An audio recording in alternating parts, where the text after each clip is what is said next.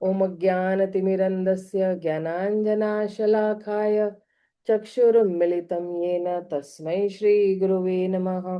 श्रीचैतन्यमनोभीष्टं स्थापितं येन भूतले स्वयं रूप कदा मह्यं ददाति स्वपदान्तिकम्।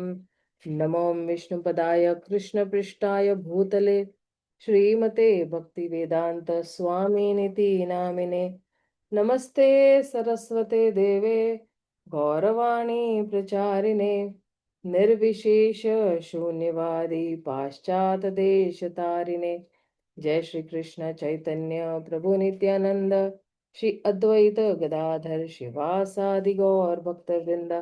हरे कृष्णा कृष्णा कृष्णा हरे हरे, हरे राम राम राम हरे हरे। तो हम लोग जो है वो 8वें अध्याय पर है।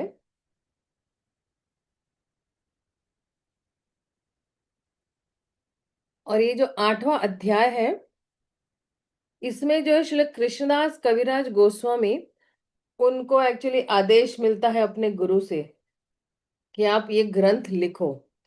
और किस तरह से जो है हम लोग ने देखा पहले सेक्शन में कि जो है कृष्णराज कविराज गोस्वामी जो है उनको आशीर्वाद मिलते हैं, महाप्रभु से आशीर्वाद मिलते हैं। और वो किस तरह से जो है वो पंच तत्व को जो है स्मरणम करते हैं। उसमें हम लोग ने देखा साधना सिद्ध भक्त कौन है, नित्य सिद्ध भक्त कौन है, और जो है कृपा सिद्ध भक्त कौन है। और फिर हम लोग ने ये भी देखा कि किस तरह से जो है हरि भक्ति जो है वो सुदुर्लभ है। और किस तरह से जो है बिना अपराध के जब कोई भगवान का नाम लेता है, और अपराध के साथ हम लोग ने इसकी पूरी बड़ी चर्चा की थी हम लोग ने उसकी तो। और बाद में जो है कृष्णराज कविराज गोस्वामी जो है ये चैतन्य भागवत की बड़ी सराहना कर रहे हैं। तो ये वाला सेक्शन में जो है वो चैतन्य भागवत की बहुत क्योंकि अ, चैतन्य मंगल जो है श्रील लोचन दास ठाकुर ने लिखा था, और चैतन्य भागवत जो है श्री वृंदावन दास ठाकुर ने लिखा था। और चैतन्य भागवत के बारे में इतनी सराहना कर रहे हैं कि केवल अगर कोई जो है चैतन्य लीला जो है श्री वृंदावन दास ठाकुर ने जो लिखी हुई थी, वो अगर कोई सुनता है तो उसका भाग्य का उदय होता है। और वो जो चैतन्य भागवत है वो भक्ति का सार है। और जितने भी नास्तिक लोग हैं वो भी भक्त बन सकते हैं। और कोई नहीं लिख पा रहा था एक्चुअली ये, लेकिन श्री वृंदावन दास ठाकुर ने ही लिखा। क्यों? क्योंकि श्री वृंदावन दास ठाकुर जो है वो किसके पुत्र है? वो नारायणी के पुत्र है। और नारायणी जो है वो सदैव महाप्रभु के उच्चिष्ट खाती है। तो यहाँ से जो है आ रहा है यहाँ तक। ये वाला श्लोक जो है, यह हर जीव का कर्तव्य है कि वह अपने जीवन, धन, बुद्धि तथा वाणी से दूसरों के लाभ के लिए कल्याण करे। सामान्य कार्य दो प्रकार के होते हैं। श्रेयस अर्थात ऐसे कार्य जिनका अंतिम परिणाम लाभकारी मंगलकारी होता है, तथा प्रेयस अर्थात जो तुरंत ही लाभकारी तथा मंगलकारी होते हैं। उदाहरणतः बच्चों को खेलने का शौक होता है। वे शिक्षा प्राप्त करने के लिए स्कूल नहीं जाना चाहते और सोचते हैं कि अपने मित्रों के साथ दिन रात खेलना ही उनके जीवन का लक्ष्य है। यहाँ तक कि भगवान के दिव्य जीवन में भी हम देखते हैं कि जब वे बालक थे तो उन्होंने अपने ही समवयस्क ग्वाल बालों के साथ खेलना अत्यंत प्रिय था। वे खाना खाने तक के लिए घर नहीं जाते थे। माता यशोदा को स्वयं वहां जाकर उन्हें घर लाने के लिए फुसलाना पड़ता था। अतएव यह बच्चे यह बच्चे का स्वभाव है कि वह दिन रात खेल में लगा रहता है और अपने स्वास्थ्य तथा अन्य महत्वपूर्ण कार्य को भी परवाह नहीं करता। यह प्रेयस अर्थात तुरंत लाभकारी कार्यों का उदाहरण है। किंतु कुछ कार्य श्रेयस भी होते हैं जो अंततः मंगलप्रद होते हैं। वैदिक सभ्यता के अनुसार मनुष्यों को भा, भगवत भावनामय होना चाहिए। उसे यह जानना चाहिए कि ईश्वर क्या है, यह भौतिक जगत क्या है, वह कौन है, और उनके परस्पर संबंध क्या है। यह श्रेयस अर्थात अंततः मंगलप्रद कार्य कहलाता है। श्रीमद् भागवतम के इस श्लोक में बतलाया गया है कि मनुष्य को श्रेयस कार्य में रुचि रखनी चाहिए। श्रेयस के चरम लक्ष्य की प्राप्ति के लिए उसे अपना सर्वस्व, अपना जीवन तथा वाणी केवल अपने लिए ही नहीं अपितु दूसरों के लिए अर्पित करनी चाहिए।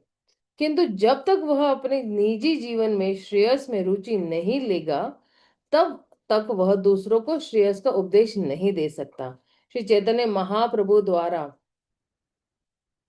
उद्धृत यह श्लोक मनुष्यों पर लागू होता है, पशुओं पर नहीं। जैसा कि पिछले श्लोक में मनुष्य जन्म शब्द के से इंगित किया गया है, ये आदेश मनुष्य के लिए है। दुर्भाग्यवश आज के लोग यद्यपि मानव देह धारण किए हुए हैं, फिर भी आचरण में वे पशु से भी बदतर होते जा रहे हैं। यह आधुनिक शिक्षा का दोष है। आधुनिक शिक्षा मानव जीवन के उद्देश्य को नहीं जानते हैं। अ, आधुनिक शिक्षक मानव जीवन के उद्देश्य को नहीं जानते।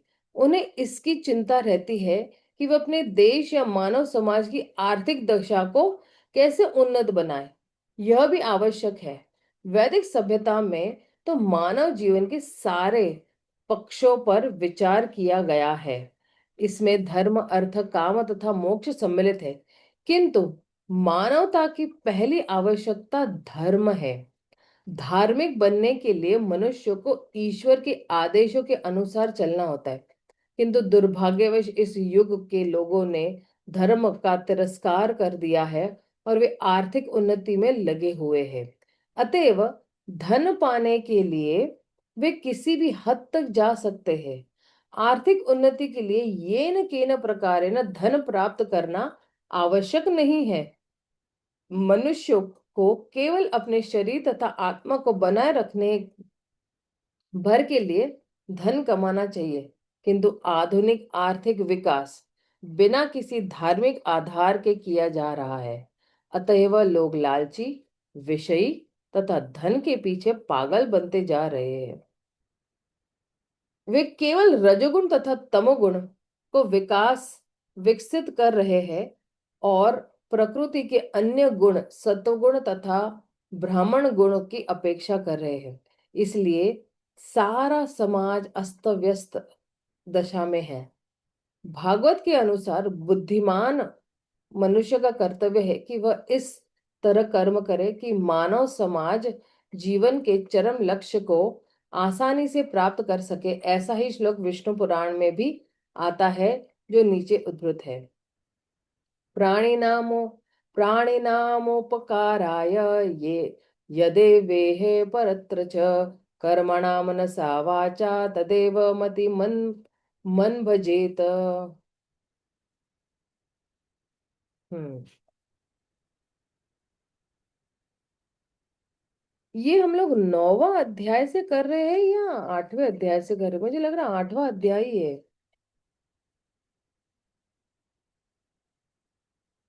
ना? 8वां अध्याय ही है। यस। आठ नौवां खत्म हो गया था, आठवां खत्म हो गया था माता जी, नौवां में चल रहे हैं ना। नहीं, 9 चल रहा है क्या? मैंने फिर अच्छा, हाँ जी। मैंने इसमें लिखा हुआ था कि 9 8वां है, इसलिए मैं 8वें पर मैं यही सोच रही कि ये दोनों में क्या चल रहा है। एक नौ सेकंड। चल रहा है। 9वां चल रहा है तो नहीं, मुझे क्यों लग रहा है कि ये 8वां ही चल रहा है। प्रभु जी, 8वां ही चल रहा है, क्योंकि मुझे इतना याद है कि मेरा जो बुकमार्क है ना वो 8वें पर ही था।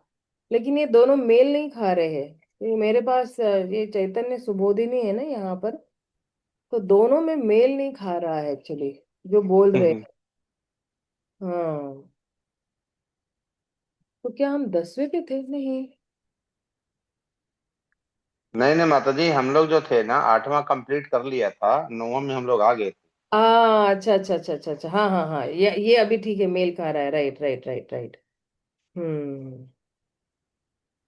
राइट। उसमें तो आज्ञा लेते हैं ना वृंदावन दास ठाकुर, वो एक्चुअल। हाँ वो आज्ञा लेते हैं ना लिखने के लिए चैतन्य चरितमृत हाँ, में। तो अभी ये जो है वो चैतन्य जो है वो चैतन्य महाप्रभु की जो वंशावली है उसके बारे में बता रहे हैं। ठीक हाँ है। जी, भक्ति का अब कल्पित थोड़ा ये चलित मेल था। खा रहा है। राइट राइट राइट राइट प्रभु जी, हाँ ये विष्णु पुराण में जो बताया हुआ है। ठीक है। हम्म। तो कह रहे बुद्धिमान मनुष्य को चाहिए कि वह अपने कार्य विचारों तथा शब्दों से ऐसे कर्म करे जो सारे प्राणियों के लिए इस जन्म में तथा अगले जन्म में मंगलकारी हो सके। दुर्भाग्यवश सामान्य लोग यह नहीं जानते कि अगले जीवन में क्या होने वाला है। अपने आप को अगले जीवन के लिए तैयार करना सामान्य धारणा है कि यह वैदिक सभ्यता का सिद्धांत है, किंतु आज के समय में विश्व भर में लोगों को अगले जीवन के बारे में विश्वास नहीं है। यहाँ तक कि बड़े बड़े प्रभावशाली प्रोफेसर तथा अन्य शिक्षाविद यह कहते हैं कि शरीर समाप्त होते ही सब कुछ समाप्त हो जाता है। यह नास्तिक दर्शन मानव सभ्यता को खत्म कर रहा है। लोग मन माने और तौर पर सभी प्रकार के पाप कर्म करते हैं और इस तरह मानव जीवन का विशेषाधिकार तथा कथित नेताओं के शिक्षक प्रचार कार्य से नष्ट होता जा रहा है। वास्तविकता तो यह है कि यह जीवन अगले जीवन की तैयारी के लिए है। विकास के क्रम में मनुष्य अनेक योनियों या रूपों से होकर गुजर रहा है और मनुष्य जीवन उसके लिए इसे श्रेष्ठ जीवन प्राप्त करने का एक सुअवसर होता है। इसकी व्याख्या भगवत गीता में हुई है।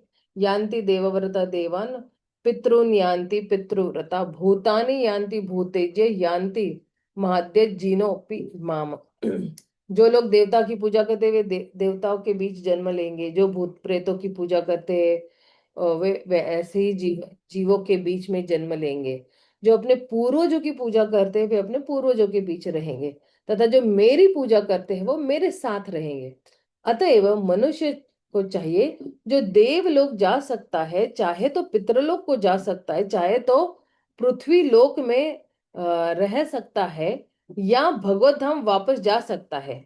आगे इसकी पुष्टि भगवत गीता में हुई है कि त्यक्त्वा देह पुनर्जन्म नैति मामेति सो अर्जुन। आ, कृष्ण तो कृष्ण को तत्व से जानने वाला इस शरीर को त्यागने के बाद इस लोक में फिर से भौतिक शरीर धारण करने नहीं आता, किंतु वह भगवत धाम चला जाता है।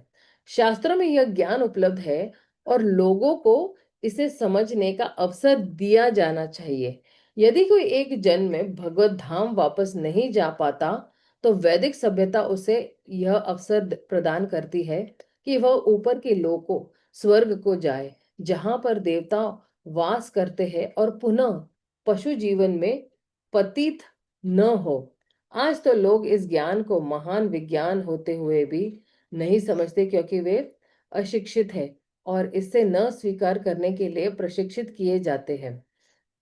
आधुनिक मानव समाज की ऐसी भयावह स्थिति है कि फलतः कृष्ण भावनामृत आंदोलन ही एकमात्र आशा की किरण है जो बुद्धिमान व्यक्तियों के ध्यान को जीवन के श्रेष्ठ लाभ की ओर आकृष्ट कर सकता है।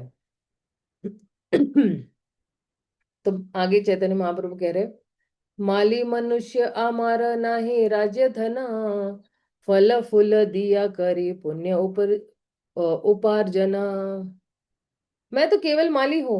मेरे पास न तो साम्राज्य है न बहुत सारा धन है। मेरे पास तो केवल कुछ फल और फूल है जिनका उपयोग मैं अपने जीवन में पुण्य प्राप्त करने के लिए करना चाहता हूँ। ये चैतन्य महाप्रभु की एक्चुअली वाणी है कि मैं तो एक माली हूँ। तात्पर्य में श्रील प्रभुपाद कह रहे हैं मानव समाज के कल्याण कार्यों के लिए श्री चैतन्य महाप्रभु स्वयं को किसी धनी व्यक्ति के रूप में प्रस्तुत नहीं करते, जो इस बात का घोतक है कि मानवता के कल्याण कार्य करने के लिए मनुष्य का धनी या ऐश्वर्यवान होना आवश्यक नहीं है। कभी कभी धनी व्यक्तियों को इसका गर्व हो जाता है कि वे मानव समाज के लिए कल्याणप्रद कार्य कर सकते हैं, अन्य लोग नहीं। इसका जीता जागता उदाहरण है कि जब वर्षा के अभाव के कारण भारत में अकाल पड़ता है तो धनी वर्ग कुछ लोग कुछ लोग सरकार की सहायता से बड़े बड़े आयोजन करके खाद्य सामग्री का वितरण बड़े ही गर्व के साथ करते हैं, मानो ऐसे कार्यों से ही लोगों का लाभ पहुंचाया जा सकता है। मान लीजिए कि अन्न न तो कि अन्न न तो फिर ये धनी लोग न होता, सॉरी, कि अगर अन्न न होता तो फिर ये धनी लोग किस तरह अन्न वितरण करते। अन्न का उत्पादन पूरी तरह से ईश्वर के हाथ में है। यदि पानी न बरसे तो अन्न की उपज नहीं होगी, और ये तथाकथित धनी व्यक्ति तब लोगों में अन्न का वितरण नहीं कर सकेंगे। अतएव जीवन का असली उद्देश्य पूर्ण पुरुषोत्तम भगवान को प्रसन्न करना है। श्रील रूप गोस्वामी ने श्रील भक्ति रसामृत सिंधु में कहा है कि भक्ति इतनी महान है कि यह हर व्यक्ति के लिए लाभप्रद तथा मंगलप्रद है। चैतन्य महाप्रभु ने भी घोषणा की है कि मानव समाज में भक्ति संप्रदाय का प्रचार करने के लिए किसी को बहुत धनी होना आवश्यक नहीं है। कोई भी जो इस कला को जानता है, इसे इसे कर सकता है और मानवता को सर्वोच्च लाभ दिला सकता है। श्री चैतन्य महाप्रभु अपने आप को माली बताते हैं, जो स्वाभाविक रूप से अधिक धनी नहीं होता, किंतु जिसके पास कुछ फल और फूल तो रहते ही है। कोई भी व्यक्ति कुछ फल फूल एकत्र करके पूर्ण पुरुषोत्तम भगवान को भक्तिमय सेवा द्वारा प्रसन्न कर सकता है, कि जैसे भगवत गीता में भगवान ने संस्तुति की है, पत्रम पुष्पम फलम तोयम यो मे भक्त्या प्रयच्छति तदहम भक्ति उपहारितम आश्रामी अश्नामी प्रयतात्मना। भले ही मनुष्य अपनी संपत्ति धन या ऐश्वर्य से भगवान को प्रसन्न न कर पाए, किंतु कोई भी व्यक्ति कुछ फल या फूल एकत्र करके उन्हें भगवान को अर्पित कर सकता है। भगवान कहते हैं कि यदि कोई भक्ति पूर्वक ऐसी भेंट लाता है तो वे उसे स्वीकार करते हैं और खाते भी हैं।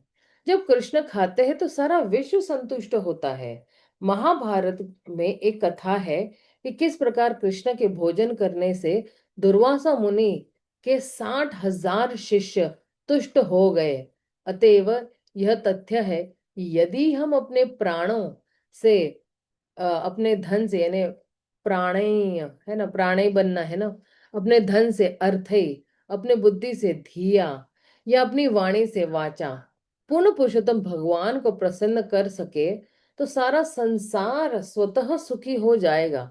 इसलिए हमारा मुख्य कर्तव्य यह है कि हम अपने कार्यों, अपने धन तथा अपने शब्दों से परमेश्वर को प्रसन्न करें। यह बहुत ही सरल है। भले ही किसी के पास धन न हो, वह हर एक को हरे कृष्ण महामंत्र का उपदेश दे सकता है। वह घर घर जाकर हर एक से हरे कृष्ण महामंत्र का कीर्तन करने का अनुरोध कर सकता है।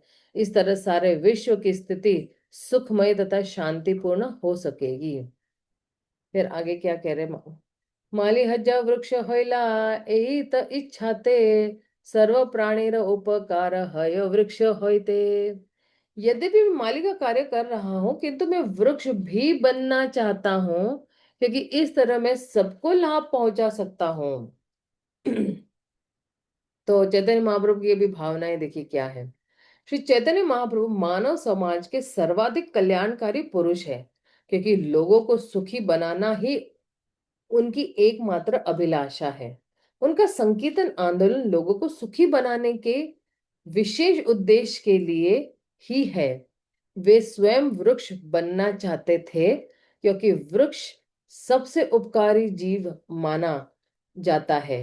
अगले श्लोक में श्रीमद् भागवतम के 10वें स्कंद के 22वें श्लोक के, सॉरी, 22वें अध्याय के 23वें श्लोक में यह क्या है, स्वयं कृष्ण ने वृक्ष के अस्तित्व की अत्यधिक प्रशंसा की है। तो आगे जो है भगवान जो है वो प्रशंसा कर रहे हैं वृक्ष के अस्तित्व की। अहो एषारवर जन्म सर्व प्राणी उपजीवन जीव जी सॉरी जीविनाम सुसज सुजन सेव येषा वे विमुख यान्ति नार्थिना। जरा देखो तो ये वृक्ष किस तरह हर जीव का पालन कर रहे हैं। इनका जन्म सफल है, इनका आचरण महापुरुषों जैसा है। क्योंकि जो कोई भी वृक्ष से कुछ मांगता है वह कभी निराश होकर नहीं जाता है। तो तात्पर्य में श्रील प्रभुपाद क्या कह रहे हैं? वैदिक सभ्यता के अनुसार क्षत्रियो को महान पुरुष माना जाता है, क्योंकि यदि कोई मनुष्य क्षत्रिय राजा के पास जाता है और दान मांगता है तो राजा कभी मना नहीं करेगा। वृक्षों की तुलना ऐसे ही नेक क्षत्रियों से की जाती है, क्योंकि वृक्षों से सब लोग सभी तरह के लाभ उठाते हैं। कोई फल लेता है, कोई फूल लेता है, कोई पत्तियां, कोई टहनी लेता है, और कुछ लोग वृक्ष को काटते भी है, किंतु फिर भी वृक्ष जो है बेहिचक सभी को दान देता है। बिना सोचे विचारे अनावश्यक अनावश्यक रूप से वृक्ष काटना मनुष्य की लंपटता का दूसरा उदाहरण है। कागज उद्योग के लिए लाखों वृक्ष काटे जाते हैं, और उस कागज से मानव समाज के तरंगित संतोष के लिए कूड़ा साहित्य छापा जाता है। दुर्भाग्यवश ऐसा उद्योगपति अपने औद्योगिक विकास के कारण इस जीवन में तो प्रसन्न हो जाते हैं, किंतु इन्हें इसका पता नहीं रहता कि उन पर इन जीवों को मरने का आरोप लगेगा जो अभी वृक्ष के रूप में है, क्योंकि अगला जन्म उसको वृक्ष का लेना पड़ेगा।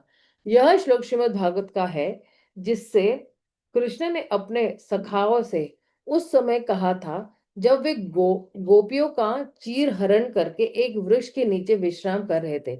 इस श्लोक को उद्धृत करके श्री चैतन्य महाप्रभु हमें यह शिक्षा देते हैं कि हमें वृक्षों के समान सहिष्णु और उपयोगी होना चाहिए, जो अपनी शरण में आने वाले जरूरतमंद व्यक्तियों को हर वस्तु प्रदान करते हैं। जरूरतमंद व्यक्ति वृक्षों के से तथा पशुओं से भी अनेक लाभ उठा सकते हैं, किंतु आधुनिक सभ्यता में लोग इतने कृतघ्न हो सॉरी कृतघ्न हो चुके हैं कि वे वृक्षों तथा पशुओं का शोषण करके उनका वध कर देते हैं। ये आधुनिक सभ्यता के कुछ पाप कर्म है। फिर आगे क्या कह रहे हैं? यज्ञ कैल यदि चैतन्य मालाकार, परम आनंद पायला वृक्ष परिवार। वृक्ष के वंशज श्री चैतन्य महाप्रभु के भक्त महाप्रभु से यह प्रत्यक्ष आदेश पाकर अत्यंत प्रसन्न थे। यह श्री चैतन्य महाप्रभु की इच्छा है कि 500 वर्ष पूर्व नवदीप में संकीर्तन आंदोलन के परोपकारी कार्यों का जो सूत्रपात किया गया था वह सारे मनुष्य के हित में सारे विश्व में फैले। दुर्भाग्यवश चैतन्य महाप्रभु के ऐसे अनेक तथाकथित अनुयायी हैं जो मंदिर बनवाने, अर्च विग्रह का प्रदर्शन करने, कुछ धन एकत्र करने तथा उसका उपयोग खाने और सोने के लिए करने में ही संतुष्ट रहते हैं। उनके द्वारा संसार भर में श्री चैतन्य महाप्रभु के संप्रदाय के प्रचार का प्रश्न ही नहीं उठता, किंतु ऐसा करने में अक्षम होते हुए भी यदि कोई अन्य व्यक्ति उसे करता है तो वे ईर्ष्या करते हैं। यह स्थिति है महाप्रभु के आधुनिक अनुयायियों की। कलयुग इतना प्रबल है कि इससे महाप्रभु के तथाकथित अनुयायी भी प्रभावित हो जाते हैं। कम से कम महाप्रभु के अनुयायियों को भारत से बाहर जाकर उनके संप्रदाय का विश्व भर में प्रचार करना चाहिए, क्योंकि यही चैतन्य महाप्रभु का उद्देश्य है। चैतन्य महाप्रभु के अनुयायी को जी जान से उनकी इच्छा पूरी करने के लिए वृक्ष से भी अधिक सहिष्णु और रास्ते में पड़े तिनके से भी अधिक विनीत बनना चाहिए। आगे फिर क्या कह रहे चैतन्य महाप्रभु? यही यहाँ ताहा दान करे प्रेम फल, फला स्वादे मत लोक हैल सकल। कह रहे हैं कि भगवत प्रेम का फल इतना स्वादिष्ट होता है कि भक्त इसको जहां कहीं भी बांटता है, विश्व भर में कहीं भी जो इस फल का आस्वादन करता है वह तुरंत मदमस्त हो जाता है, क्योंकि ये एक्चुअली प्रेम का फल है ना। और जो प्रेम का फल है वो इतना आस्वादन होता है कि कोई भी खाता है तो तुरंत ही वो मदमस्त हो जाता है। तो आगे प्रभुपाद की तात्पर्य में क्या कह रहे, यहाँ पर महाप्रभु द्वारा वितरित किए गए अ, उद्भुत फल का वर्णन हुआ है। हमें इसका व्यवहारिक अनुभव है कि जो इस फल को ग्रहण करता है और उसे सच्चे मन से चखता है, वह इसके पीछे तुरंत दीवाना हो जाता है और महाप्रभु के उपहार हरे कृष्ण महामंत्र से मदोमंथ होकर अपनी सारी बुरी आदतें छोड़ देता है। कि चैतन्य महाप्रभु की सारी उक्तियां इतनी व्यवहारिक है कि कोई भी इनको परख सकता है। जहां तक हमारी बात है, हमें तो भगवत प्रेम के महान फल को महामंत्र जो हरे कृष्णा कृष्णा कृष्णा हरे हरे, हरे राम राम राम हरे हरे की कीर्तन के माध्यम से वितरित करने की सफलता के प्रति पूर्णतया आश्वस्त है। तो कह रहे हैं कि जो है ये जो फल है ये हमें बांटना चाहिए, जो भगवत प्रेम का जो ये महान फल है इसको बांटना चाहिए। महामादक प्रेम फल पेट भरी खाय, मातिल सकल लोक हासे नाचे गाय। श्री चैतन्य महाप्रभु द्वारा वितरित भगवत प्रेम रूपी फल इतना मादक है कि जो भी पेट भर खाता है वह तुरंत ही उससे उन्मत्त हो उठता है और स्वतः ही कीर्तन करता है, नाचता है, हंसता है और आनंद लेता है। केह गढ़ केह गड़ा गड़ी या कहेत हुंकार, देखी आनंदित हजा हासे मालाकार। जब महान माली श्री चैतन्य महाप्रभु देखते हैं कि लोग कीर्तन करते हैं, नाचते हैं, हंसते हैं और कुछ लोग भूमि पर लोटपोट होते हैं तथा कुछ हुंकार भरते हैं, तो वे परम आनंदित होकर मुस्कुराते हैं। अभी आपको अगर पता है कि जब भगवान का जन्म हुआ था ना, तो जैसे ही लोग हरि नाम लेते थे ना, हरि बोल बोलते थे, तो भगवान चुप हो जाते थे, बालक जब बालक थे तो। और जैसे ही जो है भगवान का नाम लेना बंद कर देते, तुरंत ही चैतन्य महाप्रभु रोना शुरू कर देते थे। तो भगवान को सबसे जो आनंदित चीज है वो उनका नाम का उच्चारण है। कृष्ण भावनामृत के हरे कृष्ण आंदोलन में लगे हुए लोगों के लिए श्री चैतन्य महाप्रभु का यह मनोभाव अत्यंत महत्वपूर्ण है। हम इस्कॉन संस्था के प्रत्येक केंद्र में हर रविवार के दिन एक प्रीति भोज का आयोजन करते हैं। और जब हम वास्तव में देखते हैं कि लोग हमारे केंद्र में आते हैं, कीर्तन करते हैं, नाचते हैं, प्रसाद ग्रहण करते हैं, हर्षित होते हैं और पुस्तकें खरीदते हैं, तो हमें विश्वास हो जाता है कि श्री चैतन्य महाप्रभु ऐसे दिव्य कार्यों में सदैव उपस्थित रहते हैं और वे इससे अत्यंत प्रसन्न तथा संतुष्ट हो रहे हैं। अतएव इस्कॉन के सदस्यों को सिद्धांतों के अनुसार इस आंदोलन को अधिकाधिक बढ़ाना चाहिए। इस प्रकार श्री चैतन्य महाप्रभु प्रसन्न होकर मुस्कुराते हुए अपनी कृपा दृष्टि डालेंगे और यह आंदोलन सफल होगा। तो अब देखिए, एक्चुअली ये जो कहते हैं ना प्रचार वाला हमारा आंदोलन है, और जो है ये देखकर जो है वो भगवान बड़े प्रसन्न होते हैं कि लोगों को प्रचार करना, भगवान के बारे में बताना, हरे कृष्ण महामंत्र करवाना, ये बहुत प्रसन्न वाली चीज है। ए मालाकार खाए प्रेम फल, निरवधि मत रहे विवश विहल। यह महान माली श्री चैतन्य महाप्रभु स्वयं इस फल को खाते हैं। फलस्वरूप वे निरंतर उन्मत्त रहते हैं, मानो असहाय एवं मोहग्रस्त हो। श्री चैतन्य महाप्रभु का कार्य ही है कि अपने आचरण द्वारा लोगों को शिक्षा दी जाए। वे कहते हैं कि आपनी आचार भक्ति करिल प्रचार। मनुष्य को सर्वप्रथम स्वयं आचरण करना चाहिए, तब शिक्षा देनी चाहिए। असली शिक्षक का यही कार्य है। जो जिस सिद्धांत का प्रचार कर रहा है, जब तक वह स्वयं उसे नहीं समझता, तब तक उसका प्रभाव नहीं पड़ता। अतएव मनुष्यों को न केवल चैतन्य महाप्रभु के दर्शन को समझना है, अपितु अपने जीवन में उसे उतारना भी है। तो चैतन्य संप्रदाय के दर्शन को समझना होगा हमें, है ना, कि क्या है, मतलब उनका मूड मिशन क्या है। श्री चैतन्य महाप्रभु हरे कृष्ण महामंत्र का कीर्तन करते करते कभी मूर्छित हो जाते और घंटों बेहोश पड़े रहते। शिष्टाष्टकम में उनकी प्रार्थना है, युगायितं निमेषेन चक्षुषा प्रावृषायितं शून्यायितं जगत् सर्व गोविंदम विरहेण में। हे गोविंद, आपके विरह में मुझे एक क्षण 12 वर्ष या इससे भी अधिक लगता है। मेरी आंखों से वर्षा की बौछारें के समान अश्रु धाराएं प्रभावित हो रही है, और आपकी अनुपस्थिति में मुझे यह जगत बिल्कुल शून्य लगता है। यह पूर्ण अवस्था है जो हरे कृष्ण महामंत्र का कीर्तन करने तथा भगवत प्रेमी रूपी फल के खाने से मिलती है। जैसा कि श्री चैतन्य महाप्रभु ने दिखलाया है, मनुष्य को इस अवस्था की कृत्रिम रूप से नकल नहीं करनी चाहिए, किंतु यदि वह गंभीर है और नियमों का निष्ठा से पालन करता है और हरे कृष्ण महामंत्र का कीर्तन करता है, तो वह घड़ी आएगी जब ये लक्षण प्रकट होंगे। उसकी आंखें अश्रुपूरित हो उठेगी। वह महामंत्र का ठीक से उच्चारण नहीं कर सकेगा और भाव आवेश में उसका हृदय स्पंदित हो उठेगा। श्री चैतन्य महाप्रभु कहते हैं कि इसकी नकल नहीं करनी चाहिए, अपितु भक्त को ऐसी कामना करनी चाहिए कि वह दिन आए जब ऐसी समाधि के लक्षण उसके शरीर में स्वतः प्रकट होए। प्रार्थना करनी चाहिए कि मेरे आंख में भी कभी कभी आंसू आ जाए। सर्वलोके मत्त कैलापन समाना, प्रेमे मत्त लोके विना नाही देखाना।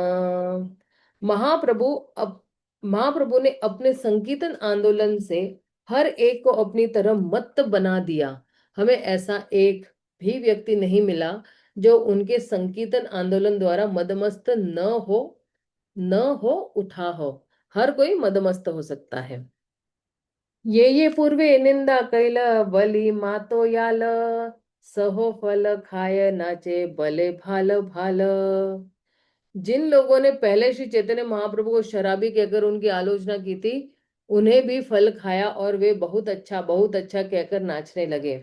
जब श्री चैतन्य महाप्रभु ने संकीर्तन आंदोलन प्रारंभ किया, तो मायावादी, नास्तिक तथा मूर्ख ने अनावश्यक रूप से उनकी आलोचना की थी। अतः स्वाभाविक है कि ऐसे लोग हमारी भी आलोचना की है। ऐसे लोग सदैव रहेंगे और वे सदैव ऐसी हर बात की आलोचना करते रहेंगे जो मानव समाज के लिए असल में उत्तम है। किंतु संकीर्तन आंदोलन के प्रचारक को ऐसी आलोचना से घबराना नहीं चाहिए। ऐसे मूर्ख को आमंत्रित करना चाहिए और प्रसाद ग्रहण करके तथा अपने साथ कीर्तन करने और नाचने के लिए कहना चाहिए। इस प्रकार धीरे धीरे उन्हें बदल देना चाहिए। यही हमारी नीति होनी चाहिए। हाँ, जो हमारे साथ जो है जो हमारे साथ आना चाहते हो, उसे निष्ठावान तथा जीवन के आध्यात्मिक विकास के प्रति गंभीर होना चाहिए। तभी ऐसी व्यक्ति हमारे साथ मात्र कीर्तन करके, नाच कर और प्रसाद ग्रहण करके थोड़े समय के बाद यह कहने लगेगा कि यह आंदोलन बहुत उत्तम है। किंतु जो व्यक्ति भौतिक लाभ या निजी तृप्ति की निम्न आशय के साथ सम्मिलित होना चाहता है, वह कभी भी इस आंदोलन के दर्शन को हृदयंगम नहीं कर सकेगा। देखिए, क्या कह रहे हैं कि उसकी जो है भौतिक व्यक्ति लाभ या निजी तृप्ति, स्वतः का आनंद ढूंढ रहा है ना, तो उसको एक्चुअली लाभ नहीं मिलेगा। फिर अगर क्या कह रहे, एत कहिल प्रेम फल वितरण, एबे शूनि फल दाता ये शाखा गण। महाप्रभु द्वारा भगवत प्रेम रूपी फल के वितरण का वर्णन करने के बाद अब मैं चैतन्य महाप्रभु रूपी वृक्ष की विभिन्न शाखाओं का वर्णन करना चाहता हूँ। और आखिरी वाला श्लोक यही है कि श्री रूप रघुनाथ पदे यार आश, चैतन्य चरितामृत कहे कृष्णदास। श्री रूप और श्री रघुनाथ के चरण कमलों में प्रार्थना करते हुए और उनकी कृपा की सदैव आकांक्षा करते हुए मैं कृष्णदास उनके चरण चिन्हों पर चलते हुए श्री चैतन्य चरितामृत का वर्णन कर रहा हूँ। इस प्रकार श्री चैतन्य चरितामृत आदि लीला के 9वें अध्याय का भक्ति वेदांत तात्पर्य पूर्ण हुआ, जिसमें भक्ति रूपी कल्प वृक्ष का वर्णन है। तो ये भक्ति रूपी कल्प वृक्ष है। और अब जो है, हम लोग जो है वो यहाँ पर आए 10वें अध्याय पे, जो चैतन्य वृक्ष के स्कंद शाखाएं तथा उप शाखाएं। ये ना अध्याय बहुत जल्दी जाने वाला है, क्यों? क्योंकि ना ये सिर्फ सारी सारी अलग अलग भक्तों के बारे में बताने वाले हैं। श्रीवास ठाकुर की परिवार के बारे में बताने वाले हैं, कैसे श्रीवास ठाकुर जो है वो नारद मुनि है। फिर राम पंडित जो है, श्रीपति, श्रीनिधि, नारायणी, चंद्रशेखर आचार्य, पुंडरीक विद्यानिधि, वक्रेश्वर पंडित, जगदानंद पंडित, राघव पंडित, गंगादास पंडित, दामोदर पंडित, ये सारे है ना, सब पंडितों के बारे में बताएंगे। फिर जो है वो मिश्राओं के बारे में बताएंगे, फिर आचार्य के बारे में, फिर दत्तों के बारे में। काफी लंबी लिस्ट है। मेरे ख्याल से कम ये लिस्ट जाती है, 90 लोगों की लिस्ट है। 90 लोगों के अंदर भी नीचे बहुत कुछ है एक्चुअली। तो 120 लोगों की लिस्ट है ये, क्योंकि एक ही परिवार के बहुत सारे लोग हैं उसके अंदर भी। तो जारी, ये मेरे ख्याल से अध्याय जल्दी चला जाएगा मेरे ख्याल, नहीं है भी, और भी है, नहीं नहीं, और भी है। तो ये जो है, हम्म, तो हम जो है, ये हम फिर से बुधवार को मिलेंगे, क्योंकि मेरे ख्याल से कल गौर पूर्णिमा है ना, मैं, तो फिर बुधवार को मिलते हैं हम लोग फिर, है ना? किसी का कोई प्रश्न है तो आप पूछ सकते हो।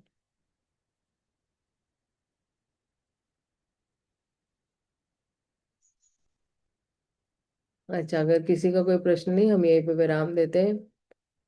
श्री चैतन्य चरितामृत की जय, श्रील कृष्णदास कविराज गोस्वामी की जय, श्रील प्रभुपाद की जय, गुरुदेव की जय हो। हरे कृष्णा, हरि बोल।